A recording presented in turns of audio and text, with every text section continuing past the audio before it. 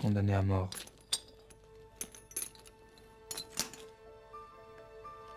Voilà 5 semaines que j'habite avec cette pensée, toujours seul avec elle, toujours glacé de sa présence, toujours courbé sous son poids.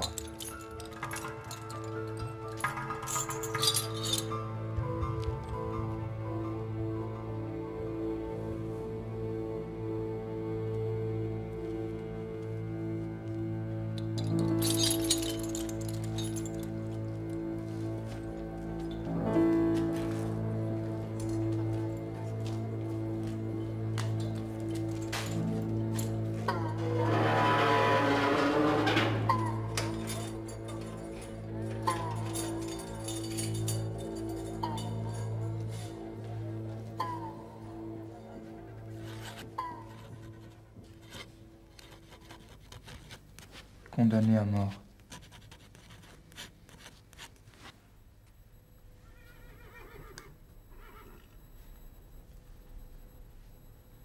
Autrefois, car il me semble qu'il y a plutôt des années que des semaines, j'étais un homme comme un autre homme. Chaque jour, chaque heure, chaque minute avait son idée. C'était toujours fait dans mon imagination. Je pouvais penser à ce que je voulais.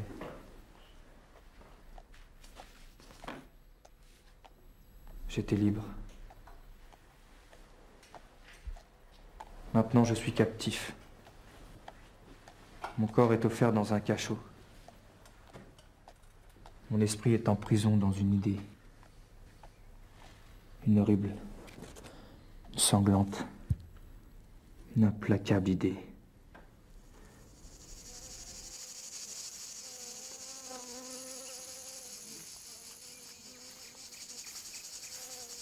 C'était par une belle matinée d'août.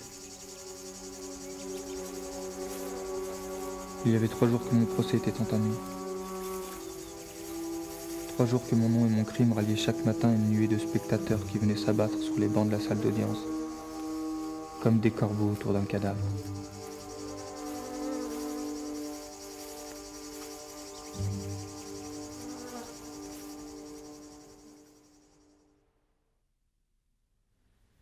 Un air chaud mêlé de bruit vint me frapper au visage.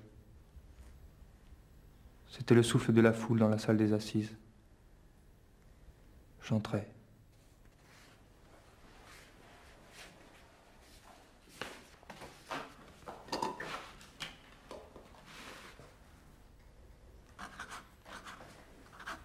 Il y eut à mon apparition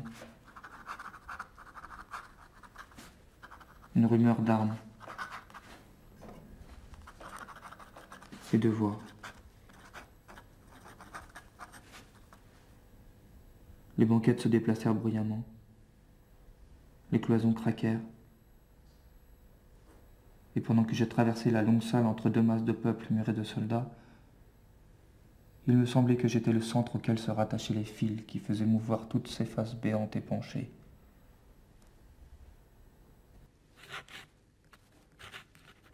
Alors il se fit un grand silence.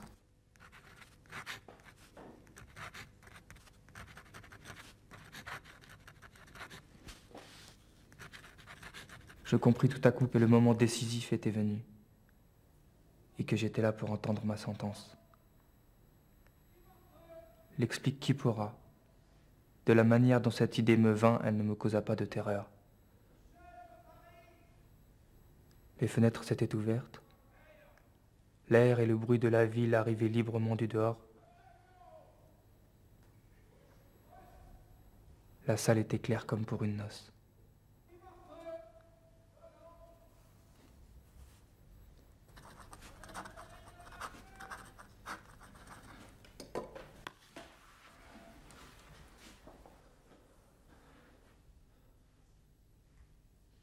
Les juges sortirent. Puis ils rentrèrent. Et le président me lut mon arrêt. Condamné à mort, dit la foule. Et tandis qu'on m'emmenait, tout ce peuple se rua sur mes pas avec le fracas d'un édifice qui se démolit. Moi, je marchais ivre et stupéfait. Une révolution venait de se faire en moi. Jusqu'à l'arrêt de mort, je m'étais senti respirer, palpiter, vivre dans le même milieu que les autres hommes. Maintenant, je distinguais clairement comme une clôture entre le monde et moi.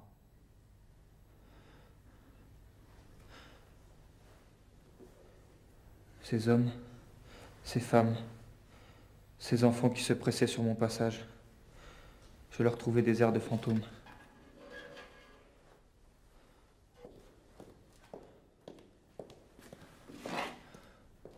À travers les nuages qui me semblaient s'être interposés entre le monde et moi, je distinguais deux jeunes filles qui me regardaient avec des yeux avides. Bon, dit la plus jeune en battant des mains. Ce sera dans 6 semaines.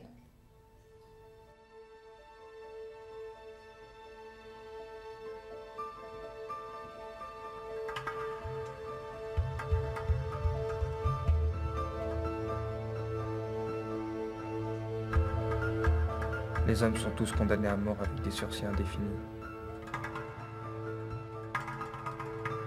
Qu'y a-t-il donc de si changé à ma situation ? Depuis l'heure où mon arrêt m'a été prononcé, combien sont morts qui s'arrangeaient pour une longue vie ? Combien m'ont devancé qui, jeunes, libres et sains, comptaient bien aller voir tel jour tomber ma tête en place de grève ?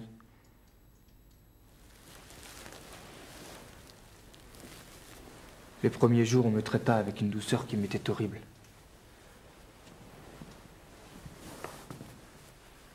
Les égards d'un guichetier sentent l'échafaud. Par bonheur, au bout de peu de jours, l'habitude reprit le dessus. Ils me confondirent avec les autres prisonniers dans une commune brutalité, et n'eurent plus de ces distinctions inaccoutumées de politesse qui me remettaient sans cesse le bourreau sous les yeux. Ce ne fut pas la seule amélioration. Après bien des hésitations, on m'a aussi donné de l'encre, du papier, des plumes et une lampe de nuit. Le dimanche après la messe, ils me lâchent dans le préau, à l'heure de la récréation. Là, je cause avec les détenus. Il le faut bien. Ils sont de bonnes gens, les misérables. Ils m'apprennent à parler argot, à rouscailler bigorgne, comme ils disent. La tête d'un voleur a 2 noms. La Sorbonne, quand elle médite, raisonne et conseille le crime. La tronche, quand le bourreau la coupe.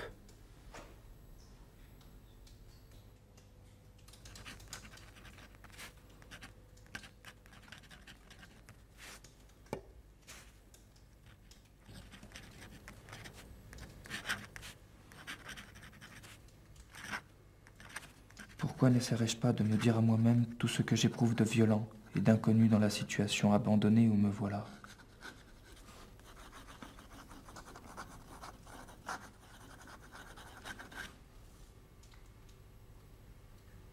Si abrégée que soit ma vie, il y aura bien encore dans les angoisses, dans les terreurs, dans les tortures qui la rempliront, de quoi user cette plume et tarir cet encrier.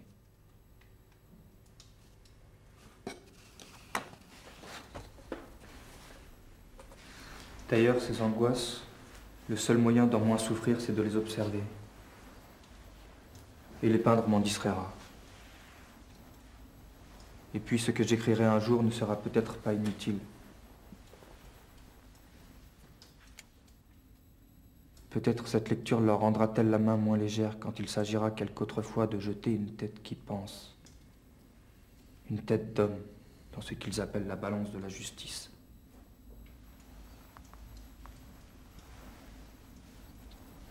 À moins qu'après ma mort, le vent ne joue dans le préau avec ses morceaux de papier souillés de boue. Ou qu'il n'aille pourrir à la pluie, collé en étoile à la vitre cassée d'un guichetier.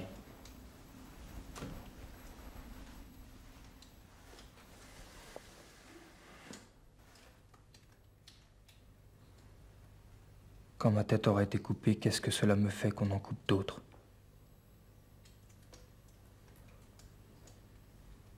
Le soleil, le printemps, les champs pleins de fleurs, les oiseaux qui s'éveillent le matin, les nuages, les arbres, la nature, la liberté, la vie. Tout cela n'est plus à moi.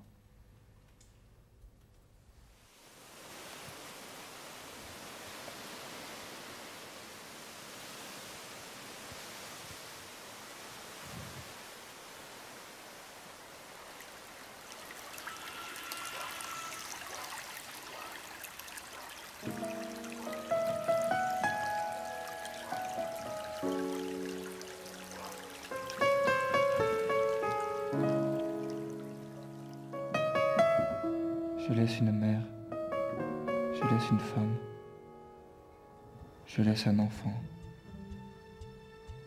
une petite fille de 3 ans, douce, rose, frêle, avec de grands yeux noirs et de longs cheveux châtains. Elle avait 2 ans et 1 mois quand je l'ai vue pour la dernière fois.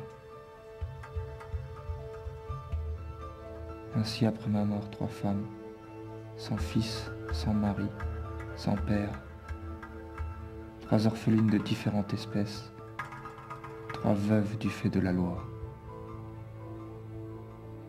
J'admets que je sois justement puni. Mais ces innocentes qu'ont-elles fait? N'importe. On les déshonore, on les ruine. C'est la justice.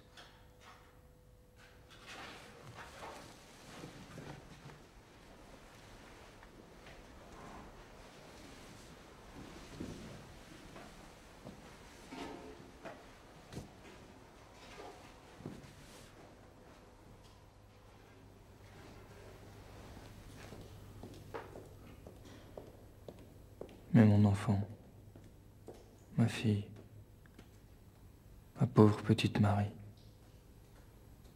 qui rit, qui joue, qui chante à cette heure et ne pense à rien, c'est celle-là qui me fait mal.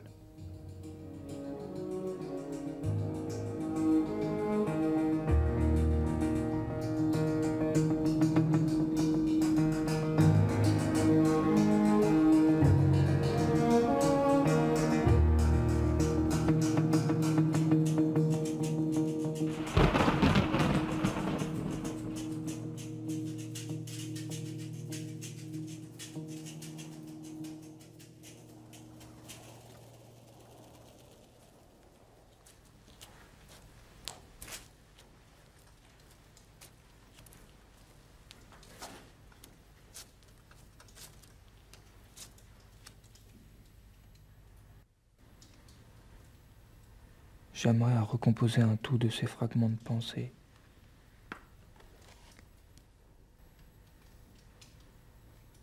À retrouver chaque homme sous chaque nom.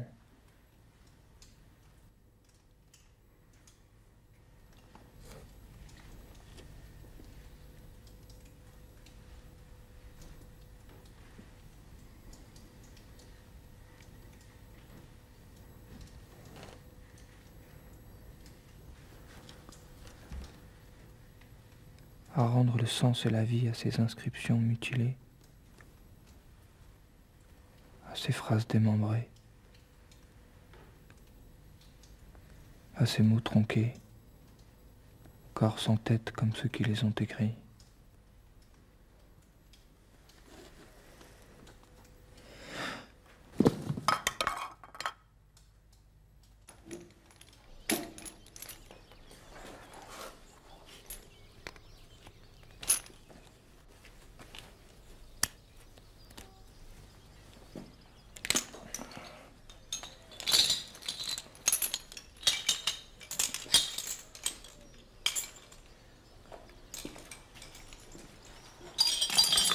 Le lendemain, il fallut sortir de l'infirmerie. Le cachot me reprit.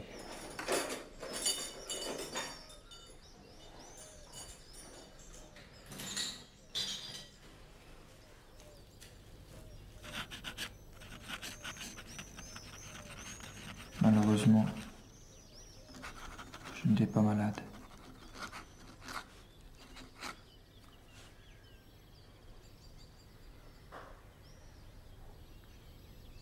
Pendant le peu d'heures que j'ai passé à l'infirmerie, je m'étais assis près d'une fenêtre, au soleil. L'odeur étouffée de la prison me suffoquait. J'éprouvais une grande lassitude.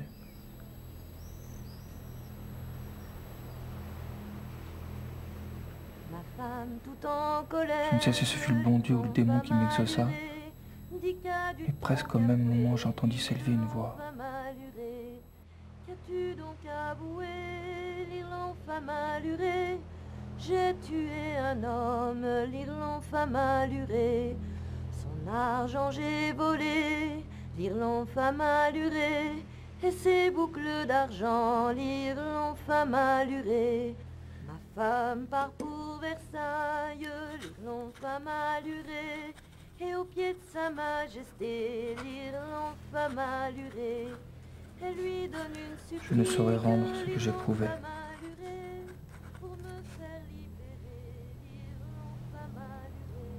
J'étais à la fois blessé et caressé. Mais le grand roi se fâche, lire l'enfant alluré. Il dit par ma couronne, lire l'enfant alluré. Je lui ferai danser une danse, lire l'enfant alluré. Où il n'y a pas de plancher, lire l'enfant alluré. Où il n'y a pas de plancher.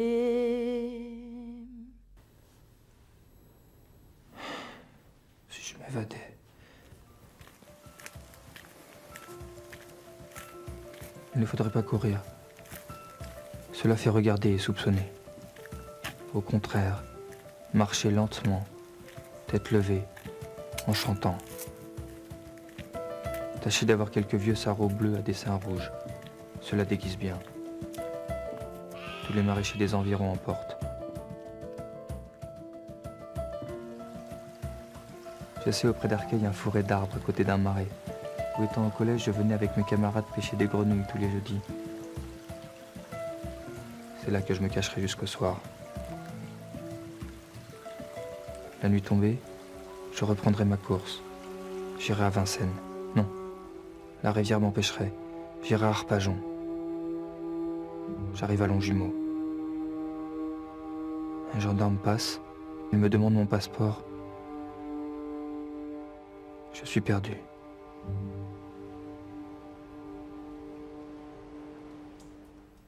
C'est pour aujourd'hui.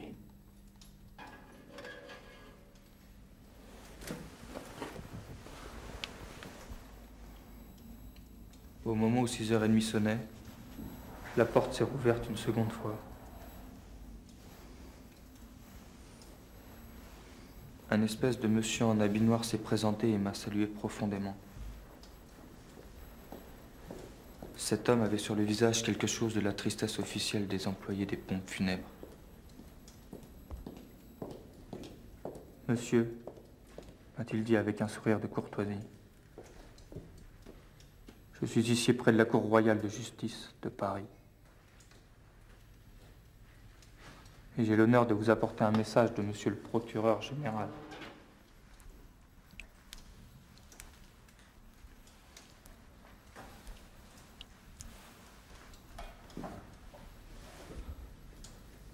La première secousse était passée.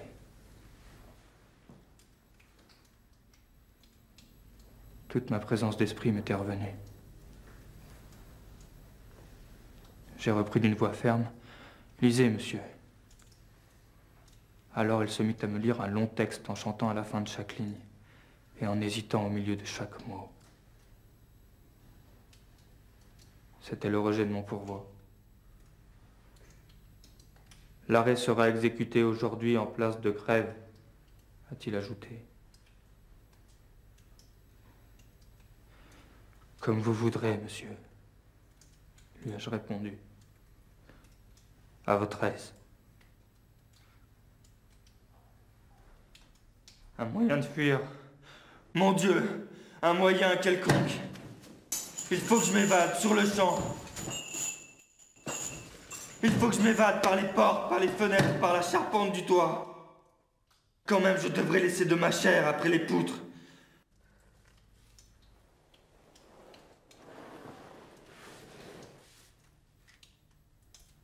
Orage. Démon. Malédiction. Il faudrait des mois pour percer ces murs avec de bons outils. Je n'ai ni un clou, ni une heure.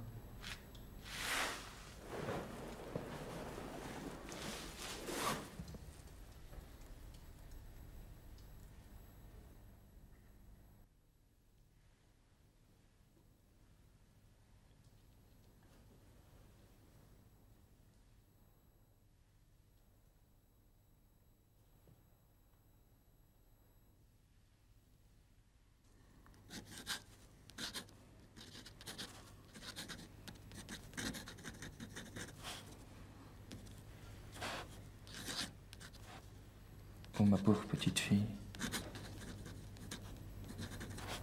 Encore 6 heures et je serai mort.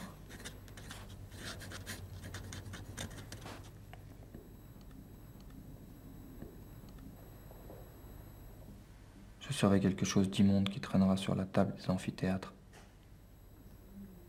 Une tête qu'on moulera d'un côté, un tronc qu'on disséquera de l'autre. Voilà ce qu'ils vont faire de ton père. Ces hommes dont aucun ne me hait, qui tous me plaignent et tous pourraient me sauver. Ils vont me tuer. Comprends-tu cela, Marie? Me tuer. De sang-froid, en cérémonie. Pour le bien de la chose. Grand Dieu.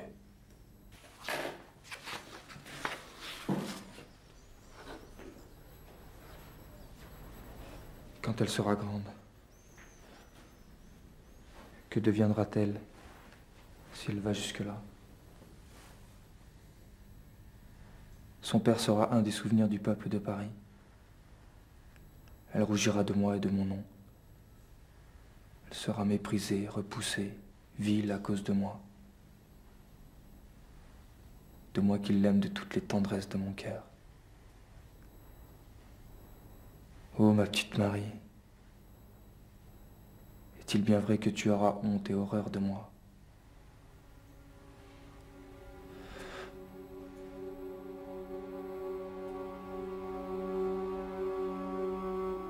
Est-il bien vrai que je vais mourir avant la fin du jour? Est-il bien vrai que c'est moi?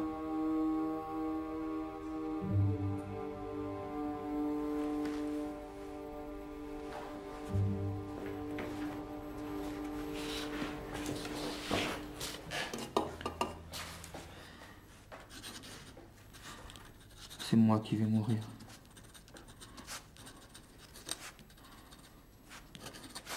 Le même qui est ici, qui vit, qui se meut, qui respire, qui est assis à cette table.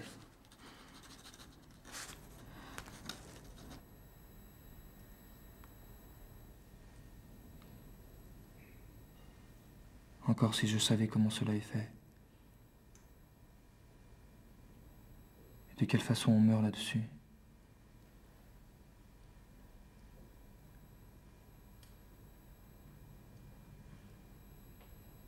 Il paraît qu'il y a une bascule.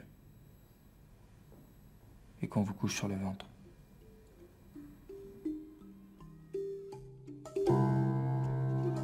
J'ai fait un rêve. J'ai rêvé que c'était la nuit.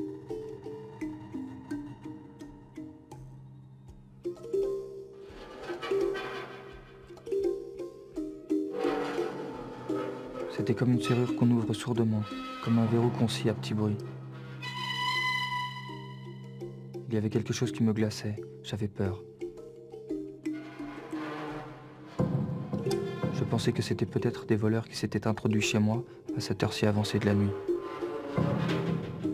La porte sur l'escalier était bien fermée, les fenêtres aussi. Je vis que l'armoire au linge était ouverte et que la porte de cette armoire était tirée sur l'angle du mur comme pour le cacher. Je portai la main à cette porte pour refermer l'armoire, elle résista. Étonné, je tirai plus fort Elle céda brusquement. Cela avait quelque chose de hideux et mes cheveux se dressent d'y penser. Je demandai à la vieille, « Que faites-vous là ?» Elle ne répondit pas. Je lui ai mis la mèche enflammée sous le menton. Au même moment, j'ai senti 3 dents aiguës s'imprimer sur ma main, dans les ténèbres.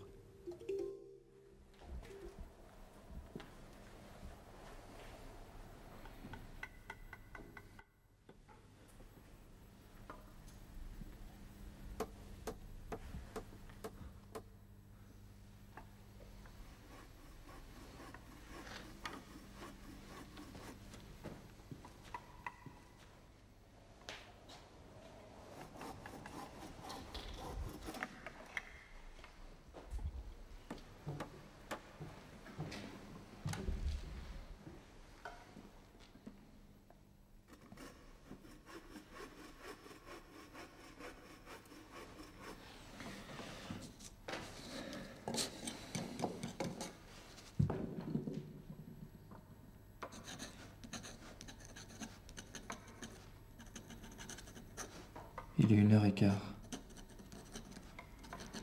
Voici ce que j'éprouve maintenant.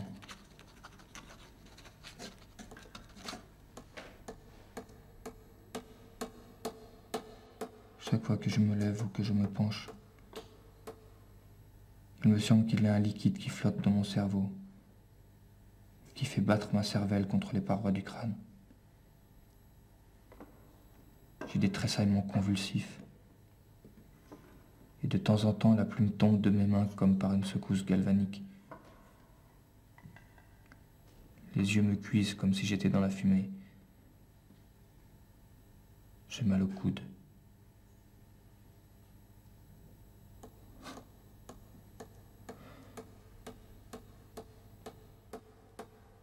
Encore 2h45 et je serai guéri.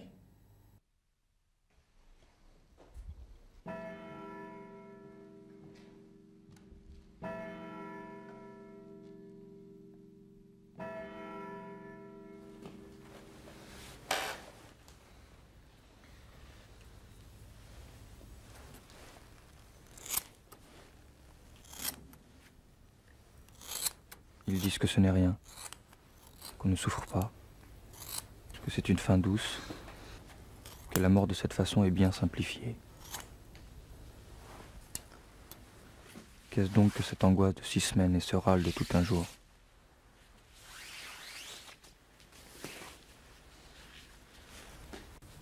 Qu'est-ce que les angoisses de cette journée irréparable qui s'écoule si lentement et si vite? Qu'est-ce que cette échelle de torture qui aboutit à l'échafaud?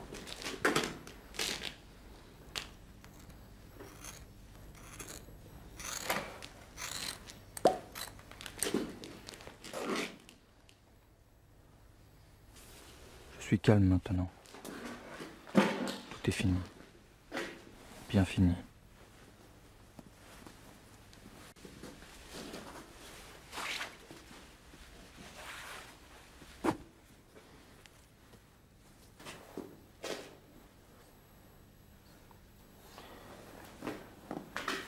Allons, mon fils.